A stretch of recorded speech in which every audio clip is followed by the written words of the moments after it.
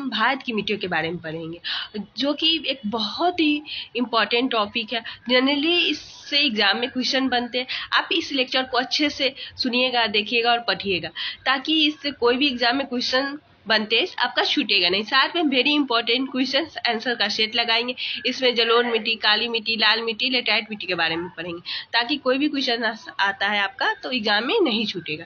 आइए हम भारत की मिट्टियों के बारे में इंपॉर्टेंट पॉइंट देखते हैं। मिट्टी के अध्ययन को पेट्रोलॉजी, मृदा विज्ञान कहा जाता है। भारतीय कृषि अनुसंधान परिषद ने भारत की मिट्टियों को 8 भागों में विभाजित किया है, जैसे कि जलोढ़ मिट्टी, काली मिट्टी, लाल मिट्टी, लेटराइट मिट्टी, मरुस्थलीय मिट्टी, क्षारीय मिट्टी, जैव मिट्टी, वनीय मिट्टी। और इन 4 मिट्टियों से ही एग्जाम में क्वेश्चन आते हैं, जैसे कि जलोढ़ मिट्टी, काली मिट्टी, लाल मिट्टी, लेटराइट मिट्टी। और हम इस वीडियो में इन 4 मिट्टियों के बारे में ही अध्ययन करेंगे। जलोढ़ मिट्टी यानी ये मिट्टी भारत के लगभग 24% हिस्से पर पाई जाती है। यह भारत की सर्वाधिक महत्वपूर्ण मिट्टी है और यह भारत के लगभग 24% हिस्से में पाई जाती है। यह मिट्टी नदियों द्वारा लाई गई मिट्टी है। इस मिट्टी में पोटाश अधिक मात्रा में होती है।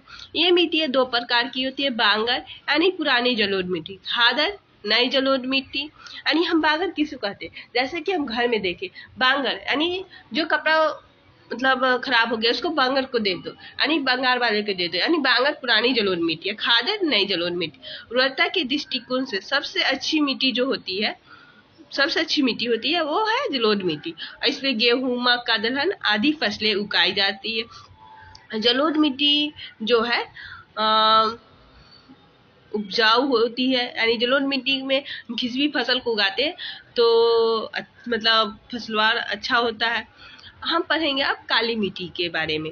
इसका निर्माण बेसाल चट्टानों के टूटने से एवं लावा के प्रवाह से होता है। इसमें चूना, मैग्नीशियम, एल्यूमिनियम अधिक मात्रा में होते हैं।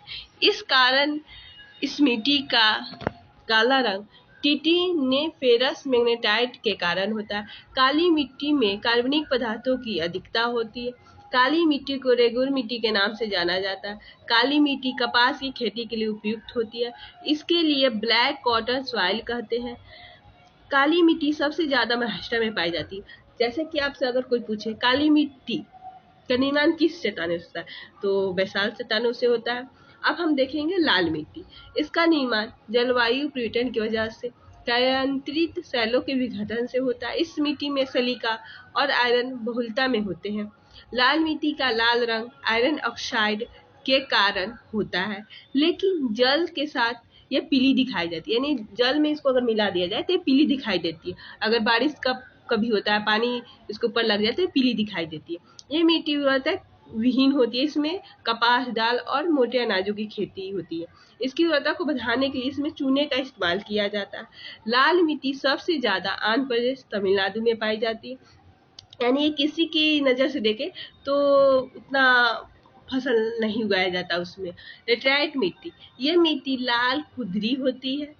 जो लेटराइट मिट्टी है लाल खुदरी होती है। सैलो यानी चट्टानों की टूट-फूट से निर्मित होती है, किसी के लिए उपयोगी नहीं होती। इसका इस्तेमाल मकान निर्माण में किया जाता है। ये मिट्टी मलबार तटीय क्षेत्र में प्रमुख रूप से पाई जाती है। यानी मिट्टी जो है ना मलबार तटीय क्षेत्र में पाई जाती है। ये इसमें आयरन, सिलिका अधिक मात्रा में होता है। लेटराइट मिट्टियों को चाय की खेती के लिए सर्वाधिक उपयोगी होती है। यानी लेटराइट मिट्टी जो है ना चाय की खेती के लिए सर्वाधिक उपयोगी होती है। अगर लेटराइट मिट्टी के ऊपर पानी पड़ जाए तो ये मतलब कठोर हो जाती है और इनका निर्माण पत्थरों के टूट-फूट से होता है।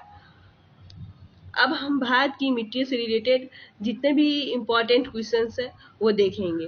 तो आइए देखते हैं। भारत कृषि अनुसंधान परिषद के अनुसार भारत कितने प्रकार की मिट्टियां पाई जाती है? भारत में 8 प्रकार की मिट्टियां पाई जाती है। भारत की सर्वाधिक महत्वपूर्ण मिट्टियां कौन सी है?